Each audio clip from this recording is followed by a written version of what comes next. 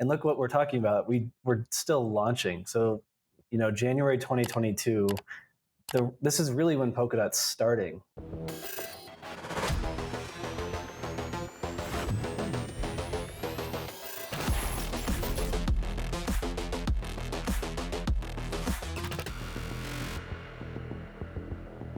Hi there, and welcome to the Parachain Auctions podcast hosted by Kraken.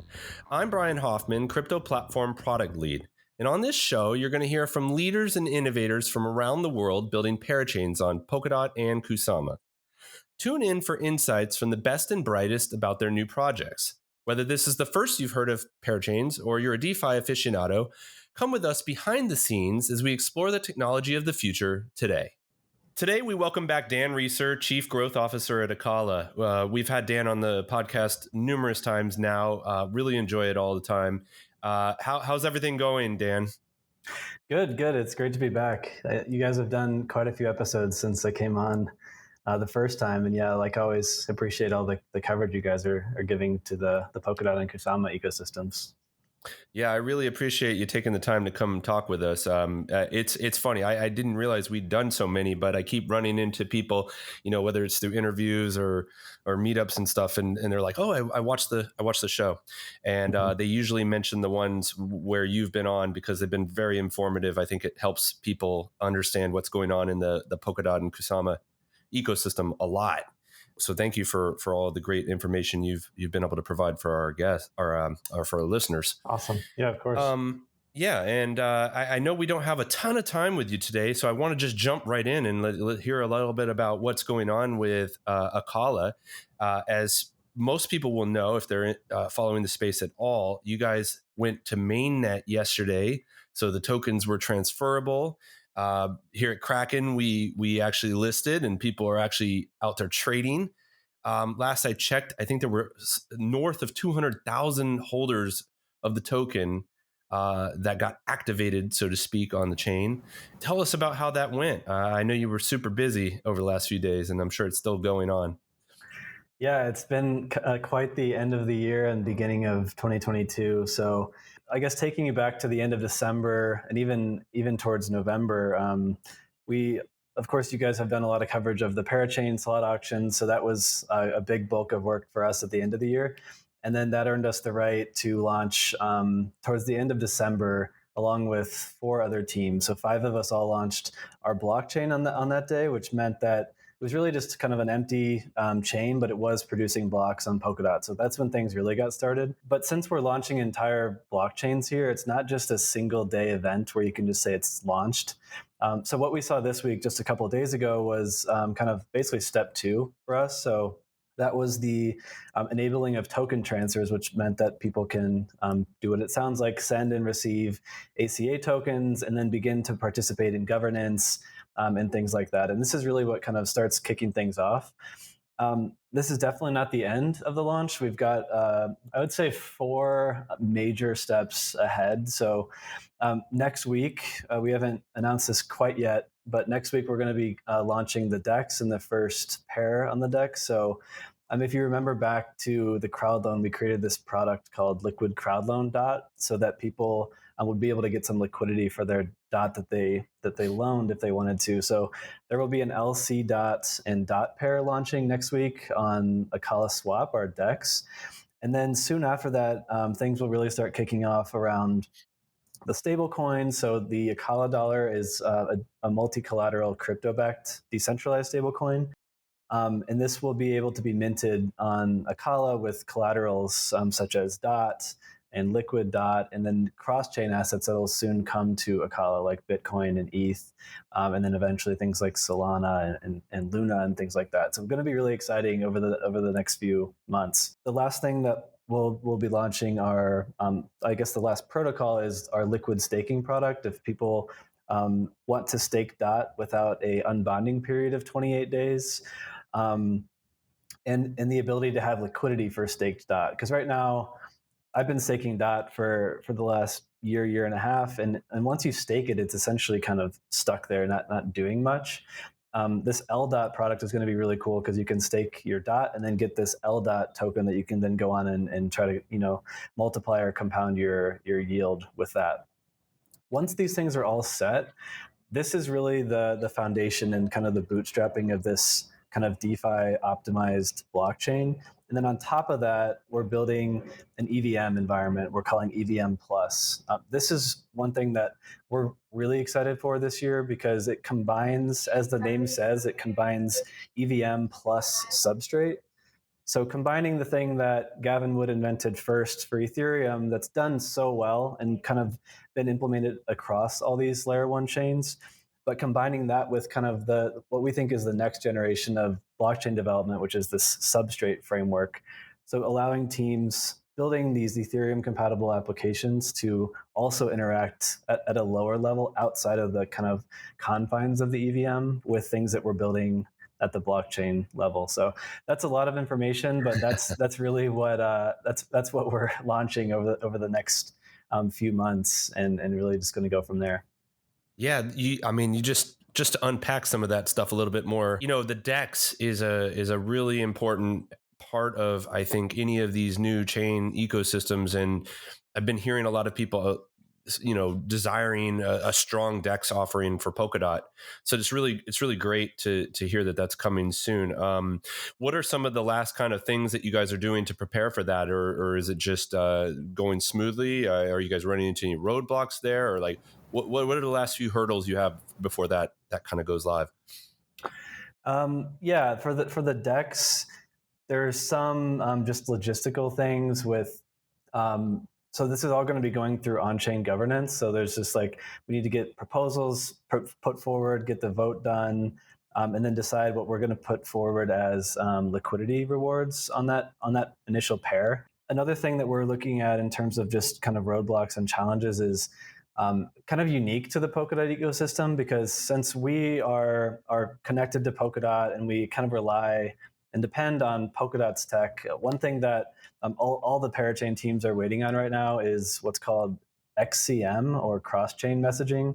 This is kind of fundamental to Polkadot and the ability to have cross-chain token transfers between these blockchains or parachains without the clunky wrapping across bridges. That's yeah. One of the key aspects to building on Polkadot.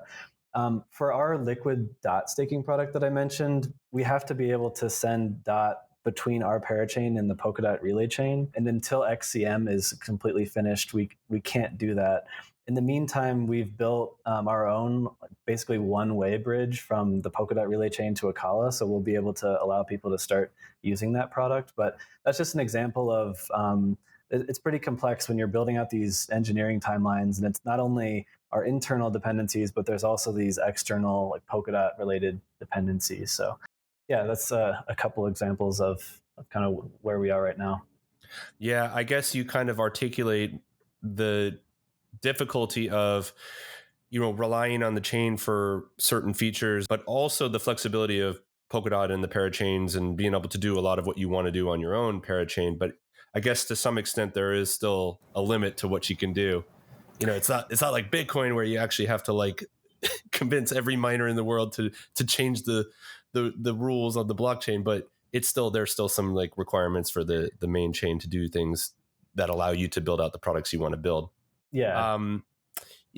When you talk about those trade-offs internally, do you ever think like, well, maybe we should just wait until the experience is like really smooth? Or do you guys always think like, okay, there's going to be kind of this transition period where the product's not exactly what we want, but we're going to like migrate people into this final version eventually? Or how do you think about that?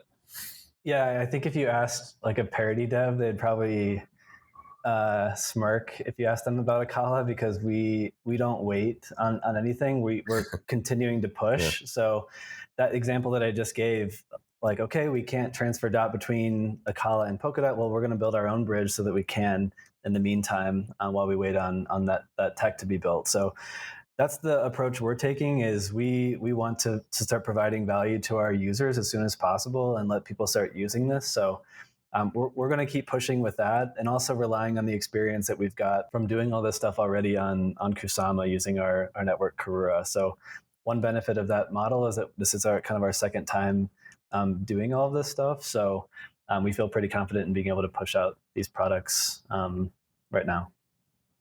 Yeah, I mean, it's great that you guys are confident and able to do that. I think a lot of the other project teams probably follow your lead and look at what you guys are doing as kind of like the trailblazers of the space.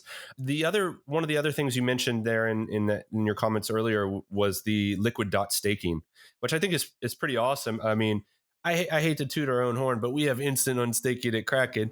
Yeah, Obviously that's not on chain, right? Like we have to kind of manage that ourselves, but it certainly is one of the most appreciated features on Kraken is that you can instantly get in and out of your staked positions. And most exactly. places don't offer that because they have to deal with the bonding period on chain. And that's not just for Polkadot. Obviously, there's other chains that have that issue as well. But it's really cool that you guys are offering that directly. I think it's going to be super popular.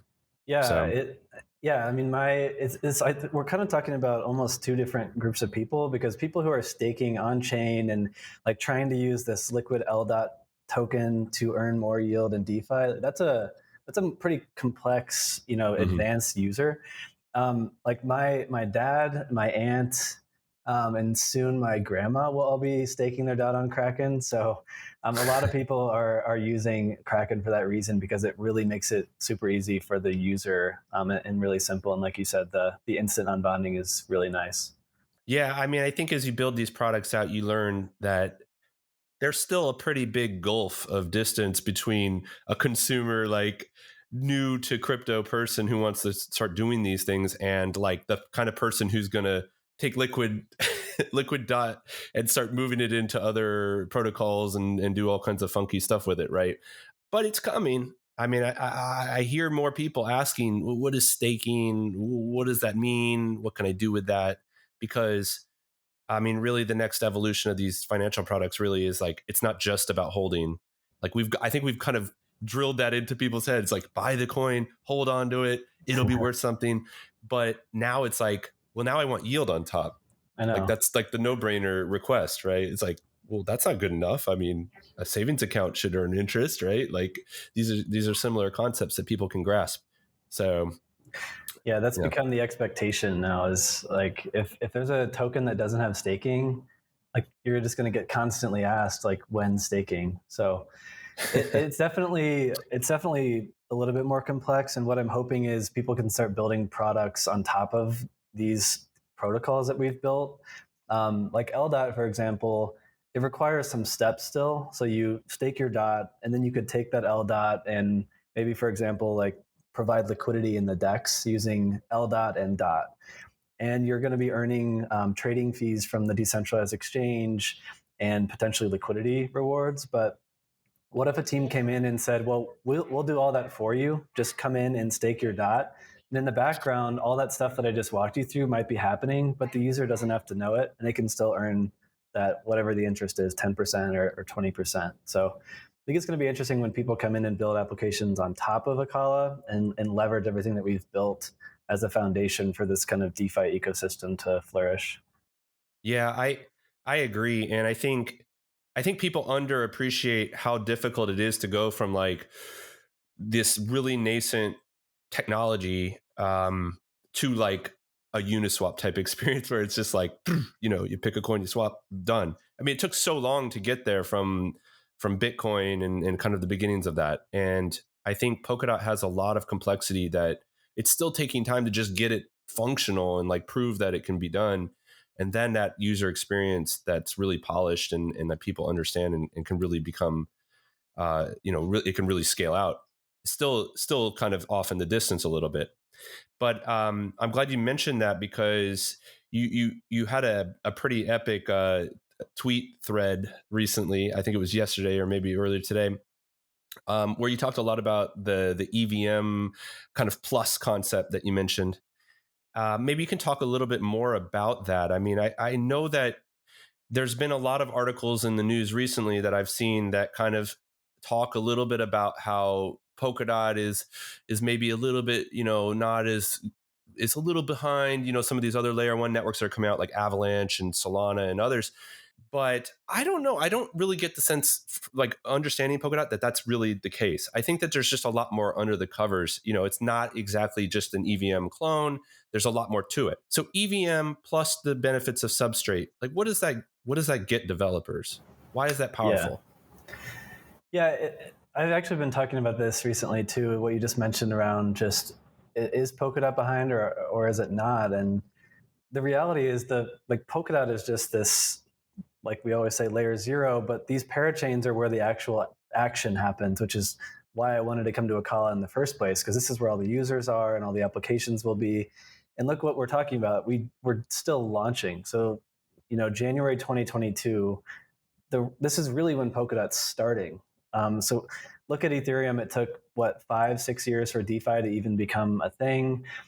Terra's been killing it recently, and they launched in January 2018. I think people just forget, like, these things take some time to develop. So we're really excited. There's a lot of great teams launching on Polkadot, and we're all kind of working together to build this ecosystem out. And just focusing, keeping our heads down, and continuing to build. As far as the EVM plus, yeah, this is going to be really, really interesting and exciting, I think, for developers who are used to building multi-chain and kind of just hopping from one EVM to the next, where the chain, maybe it's a little bit faster, maybe the fees are lower, but you're still working with the same Ethereum environment and the restrictions that come with that. We've had to be pretty patient on the kind of the business or marketing side, and waiting on our developers to finish this. But the patience is going to pay off, because we're really betting on the fact that developers will be able to innovate outside of the confines of the EVM. So what that'll allow people to do is still build their current EVM compatible applications that may have already launched on something like Ethereum or something like Phantom or Polygon. But what they can do is basically, it's called precompiled smart contracts, but basically leveraging things that we've built at the substrate layer. So just to paint an example of that, if you're building, let's say, a money market in our EVM Plus, and you want to offer the ability to pay gas fees in any token. So let's say you're an Ethereum user and you send your ETH, from your MetaMask into your Polkadot account through MetaMask still, and then you go to use Acala. Instead of having to find ACA and learn what ACA is, and deposit that into your account to pay that first fee, you would be able to pay your first fee in that money market using the ETH that's already in your wallet. And what actually happens is, like we talked about this DEX that we're building. One thing to keep in mind is that this isn't a typical DEX that's an application. This is a DEX that's built into our chain. So what that allows is back-end functionality. So when that fee is going to be paid by that user, to make it really seamless for them to come into the Acala money market, on the back end, that ETH is actually getting sent down to the DEX in our chain and swapped without the user knowing for ACA, and then that ACA is then goes on and pays that fee for the user. So I've had some clunky experiences trying to go use other layer ones, where you get there and then you just hit this roadblock. You have to go to an exchange, find that token, send it to MetaMask, and then you can get started. So that's just one small example of what you can do when you combine the EVM and then other substrate functionality below. So when you say like you could send ETH like directly to it on the chain, so are you saying that they're like literally Ethereum addresses on like Acala nodes that can like listen for payments to that, and they can just like, how does that work? Yeah. Is it like a bridge, or is it like even more native than that? Yeah. So the way it'll work is, if you've been on, like, let's say Uniswap or Aave, like in the upper right corner, it'll say, would you like to switch from Ethereum to Polygon to Avalanche? And then it'll say Acala. So like it'll just be a matter of switching that network. And then it's the same functionality. So if you're going to fund your MetaMask, there will be a bridge where you can just send the ETH from, let's say, your ETH MetaMask over to the Acala side. And then immediately from there, your MetaMask can interact with the application that you're running on Acala. The other kind of crazy part is that you can also go the other way. So you can go from substrate up to the MetaMask. So native substrate assets like native DOT, you can just immediately use in your MetaMask if it's in your Polkadot wallet, because those wallets will essentially be kind of tied together one to one. So DOT assets can go into the Ethereum world, and then Ethereum assets can go into the Polkadot or substrate world. So it makes it super easy for developers because their users that are used to using MetaMask don't have to learn a new tool or download a new tool.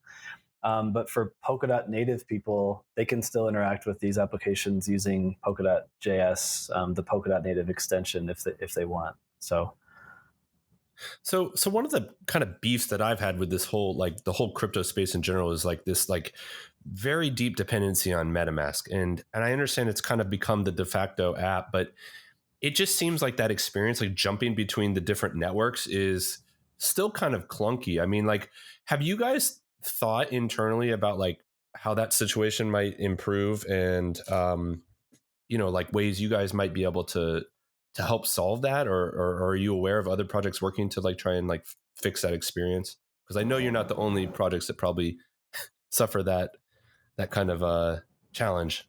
Yeah.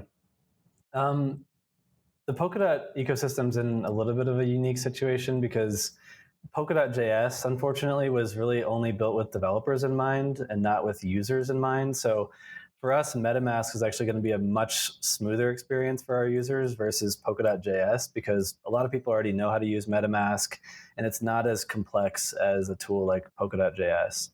Um, to Polkadot JS's credit, it's dealing with a whole universe of like up to 100 blockchains, so it's much more complex to build a wallet like that versus MetaMask, which is just interacting with one chain at a time. So that's one thing. There's a team called Talisman in the Polkadot ecosystem who is doing their best to build a really kind of user focused and good user experience wallet for the Polkadot ecosystem. So it'll be interesting to watch how they develop and what kind of strategy they take, whether they try to compete with MetaMask or complement MetaMask. That's still kind of up to them. In terms of MetaMask and kind of the EVM, I've been talking to some developers, especially as we get closer to launching our EVM. And I'm not technical, but I'm trying to understand like where is the industry going? Everyone's implementing this EVM on all these different layer ones, and there's other kind of potential programming languages and I guess tool sets like Wasm being probably the most talked about in terms of what could be coming on the horizon. But I've talked to some of the best Polkadot or substrate developers, and what I'm hearing is that EVM is probably going to be the go-to for at least the next like 4 or 5 years in comparison to something like Wasm. So that may happen down the road, but it does seem like the reason why all these ecosystems are making such a bet on the EVM is that it's probably going to be the go-to environment for dApp developers for quite some time. Yeah, it certainly feels like that. I mean, there's just too much traction in that area to kind of get thrown away at this point. So I think most people have to learn to play ball with it. But I do think that bolting on additional, like substrate capabilities will give developers a little bit of extra, you know, expanded capabilities Yep. to do what they want to do. As I mentioned at the beginning of the podcast, you're the chief growth officer. You can't talk about growth without talking about the market and your potential customer base. Right now, as of Wednesday, January 26th, the markets are bleeding pretty red these days. Some say we're heading into a bear market. Some say we're already there. Some say it's just a lull. But when you're trying to grow a brand new chain like this, I mean, what are some of the challenges that you're running up against? I mean, I know you guys have some like amazing investors. You got Coinbase Ventures, Arrington, Parachain, with Olaf and DCG and stuff. I mean, great backing. You got some interesting partnerships. You have one coming up with, or one that's already going on with the Chive, which if people aren't familiar with that, it's like one of the funniest sites on the internet. Maybe you could talk a little bit about how you see your role as a growth lead and some of the challenges you're facing as we kind of head into a tougher market than we've seen in the past. Mm-hmm. Yeah, I actually came into crypto getting close to 4 years ago. So I came in like right at the peak of 2018, January 2018, and then built through and went through like a crazy experience going through like the first bear market that I had ever experienced. And then now, yeah, I've kind of learned to just not even, I don't, you look at it sometimes, but you just you have to ignore it if you're in the industry. Like I'm taking a 10-year bet on crypto. I'm not worried about what's happening week by week. So it doesn't really matter to me at this point. If anything, the real builders in the industry actually enjoy times like this because you can finally just keep your head down and work, and all the people that are just here for the green candles are going to go away if this actually, I don't know, turns out to be a bear market. Yeah, and it's also been really interesting, like to see some of the narratives play out, like the stock to flow model. Like people aren't really talking about it, but that's been invalidated basically. So it's going to be interesting to see, what plays out at a macro, like those people who are more technical analysts, like what actually plays out as being the true model for this. And then it's also been proven recently that crypto is still very much tied to macro markets. A lot of this has been driven by inflation worries and even like geopolitical stuff that's been happening recently. So although the market is definitely more mature, which I think will lead to if there were to be like a Bitcoin crash, like there's so much, in my opinion, just so much smart money that's been waiting for that, where there's no way that we can have a bear market that's as long and as like dramatic as the 2018 one. So that's just, I don't know, that's just some random thoughts. With the way we're thinking, we're not worried about the markets at all. We're just getting started and really building for the long term. So like you said, on the growth side, I'm working on both marketing and business development. So I need to go pretty soon. I've got an interview for a BD person soon, and hiring up that team, and then the marketing side as well, working a lot on education and helping out our users. On the partnership side, yeah, like a couple things we're excited about. Building out the DeFi ecosystem in our EVM Plus environment, and then that'll lead to other kind of, I guess, more Web 2 or traditional company integrations. So you mentioned the Chive. We're working with a company called Bankman, who is basically building out a lot of these loyalty point programs and NFT platforms for major enterprises, including the Chive, who's got like 10 million monthly active users and has like these Chive points, but they're going to tokenize that and give Chive points to people, and then start doing a lot with NFTs. Even redemptions for their swag store, and they just have a merchandise store for all their fans. That's going to be really cool to launch. The other thing that I'm excited about is to get our integration with Current.com live. So this is our integration with Current, who's a New York-based fintech company with about 3 million customers using it for savings accounts, but using Acala as a backend. We're going to be generating yield for Current that they can then pass on to their customers in the form of yield, but without touching things like MetaMask and public and private keys. So similar to how you guys are providing a really easy user experience at Kraken, Current is doing the same for their fintech customers, but just generating yield from Acala, which will be really, really interesting. Well, you just mentioned a ton of things that I probably could talk to you for a couple more hours about, but I know you're a busy man and you got a lot going on. So I just want to say thank you so much for stopping by again and giving us an update on everything Acala and giving us your thoughts on some of the stuff going on in the market. Really appreciate you taking the time. So thank you so much for joining the podcast again. Yep. Hope to see you soon. Yeah, thanks for having me. Huge thank you to our guest, Dan, for stopping by again, and to you, our listeners. Make sure to like, subscribe, and review us on your favorite podcast platform. And until next time, I'm Brian Hoffman, and this has been the Parachain Auctions Podcast.